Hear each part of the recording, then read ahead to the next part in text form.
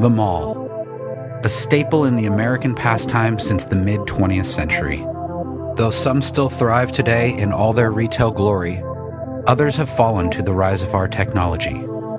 So grab a hot pretzel and find a hard bench on which to relax, underneath a beautiful enclosed facade.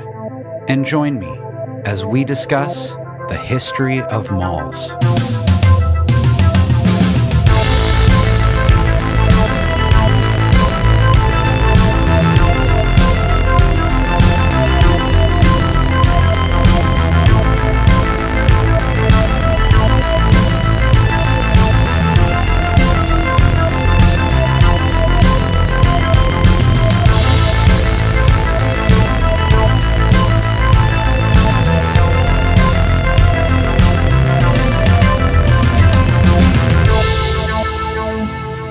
Hello, and thank you for joining me for this episode of The History of Malls. I'm Sean, and I'm here to take you down another rabbit hole of shopping delight and nostalgic glory. So first, I need to thank everyone who has been so interactive with me for this podcast. I get comments and suggestions more than I thought I would, and I really love it. It's great that some of you are enjoying this podcast enough to talk to me about it. The more the merrier. And keep the suggestions coming, please. This episode was suggested from the Third Floor podcast, so thank you for that. For this week's episode, we'll be covering a very dead mall who produced a horrible child after, the Seaview Square Mall in Ocean Township, New Jersey.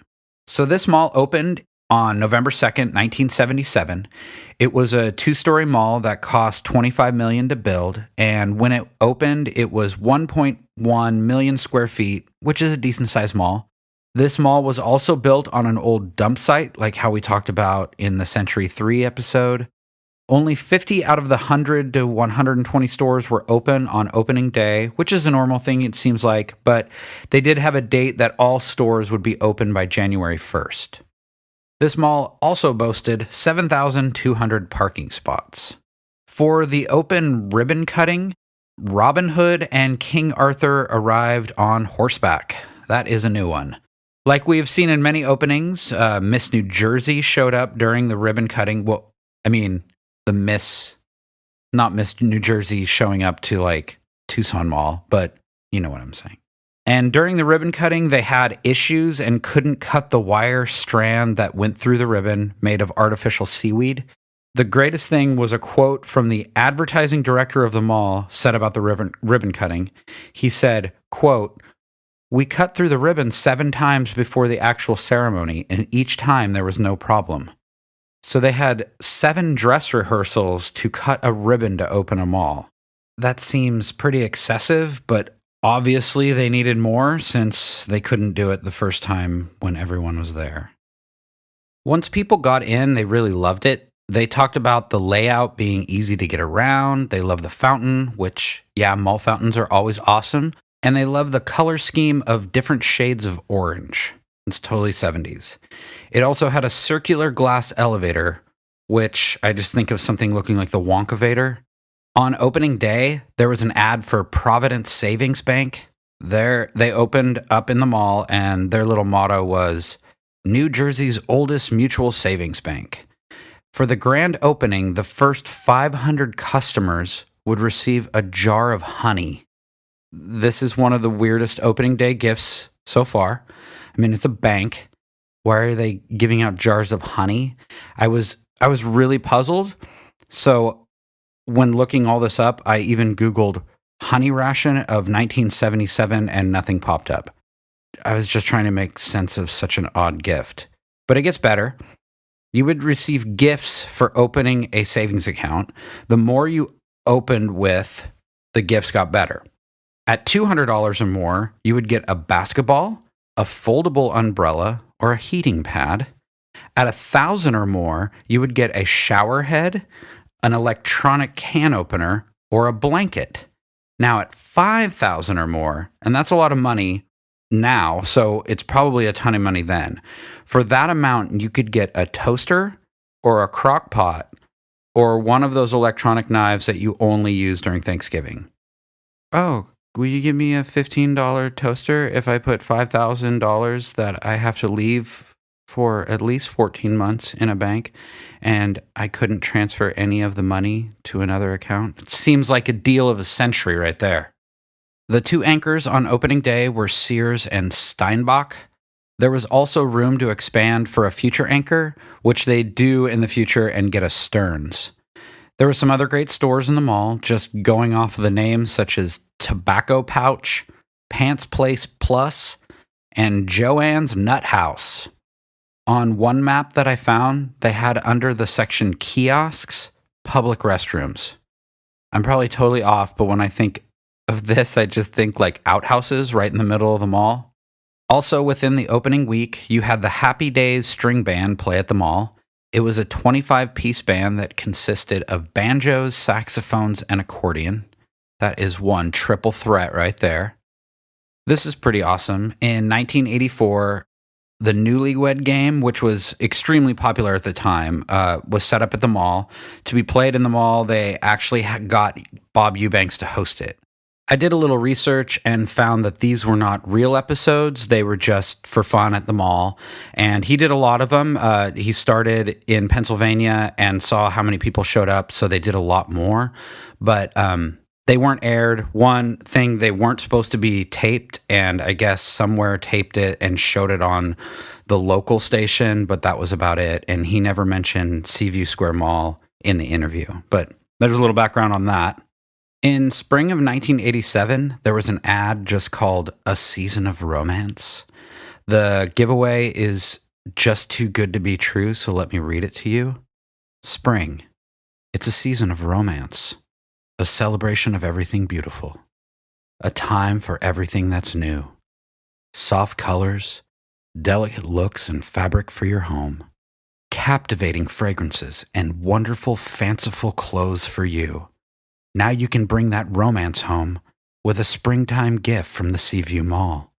Make a purchase of $100 at any store in the Seaview Square Mall starting March 25th while supplies last, and receive a gift of fragrant potpourri to add a touch of romance to your bedroom or any room.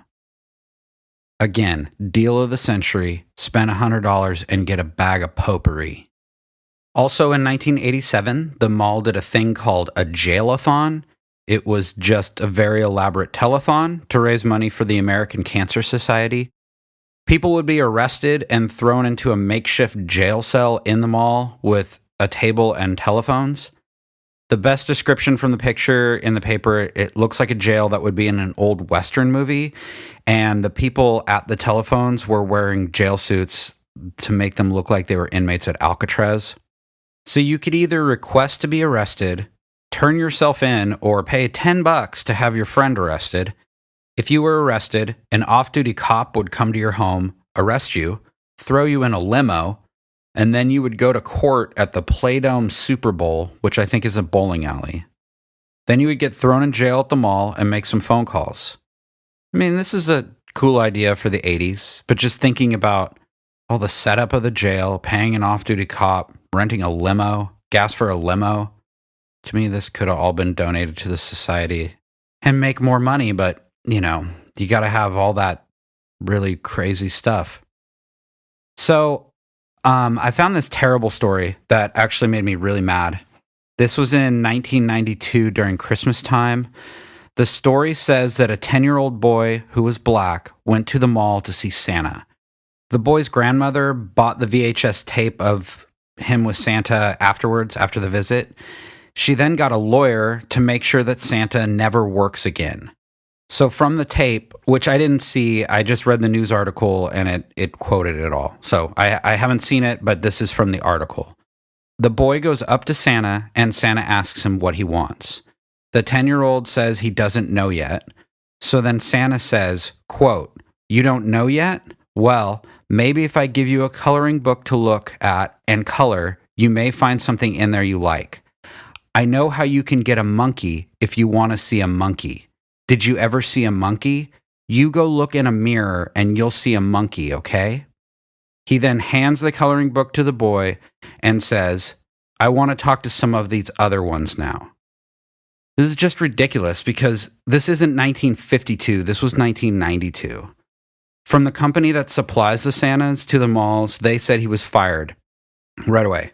I hope the lawyer was able to squeeze this Santa dry and that if he ever did get another job, it was in some dark, dank basement involving a lot of paper cuts. This really bothered me reading the story.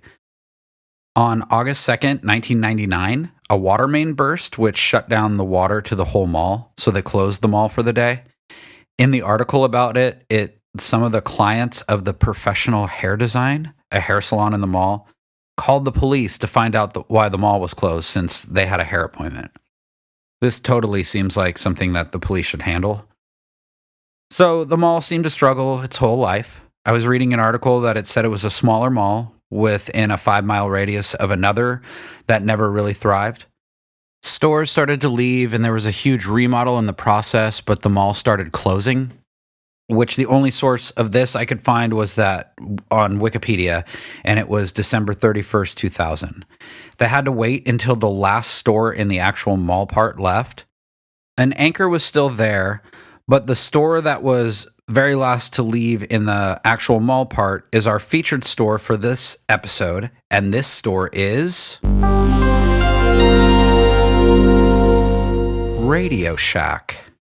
So Radioshack started in 1921 by Theodore and Milton Deutschman, who were brothers. Sorry if I pronounced that wrong. If you haven't noticed, I'm horrible at names. I can never get them right. They mainly wanted to sell ham radios, which a lot of it was left over from Army gear. The name comes from a small wooden structure that keeps a ship's radio's equipment. They opened the first store in Boston, which was only a block away from where the Boston Massacre was in 1770. In 1939, they started their catalog and got into selling musical equipment.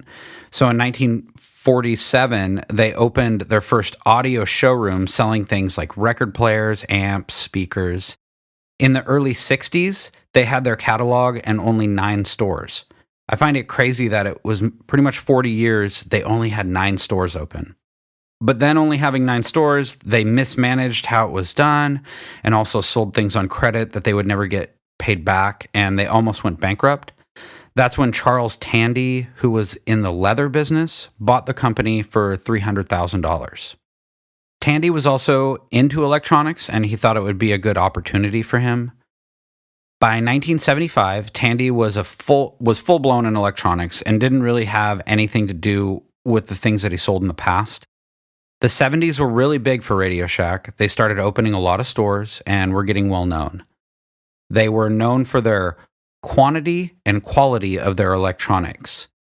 From this article I was reading talking about their quality, they used the terms like the McDonald's of electronics and the Walmart of high-tech. To me, these terms do not really scream quality, but this was the 70s, so things might have been different. In 1977, Radioshack had the first mass-produced personal computer, which was the TRS-80, and it sold for $599. It was a huge success. It was one of the first personal computers, and it seemed affordable at the time. One really weird promotion that they ran from the 60s to the 90s was you would get a free battery every month. You would get this like battery business card and bring it in and get your free battery. In 1999, they started their website and discontinued their catalog in 2003. They started going downhill in the aughts and had a lot of management issues again. And by 2015, they declared bankruptcy. It was then taken over by General Wireless. They did a horrible job and declared bankruptcy in 2017. After this, they partnered up with another company and just opened up Radioshack Expresses, and I guess some of these are still around today. To me, I would go to Radioshack.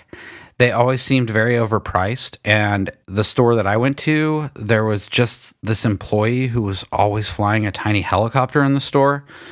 I was always scared to ask him because he seemed really focused on flying this tiny helicopter 7 feet in the air. No matter what, I'm glad I did the store because I learned a little bit about Radioshack. Now, back to the demise of the Seaview Square Mall. Once Radioshack left, they demolished it in 2001, except for the 2 anchors still standing.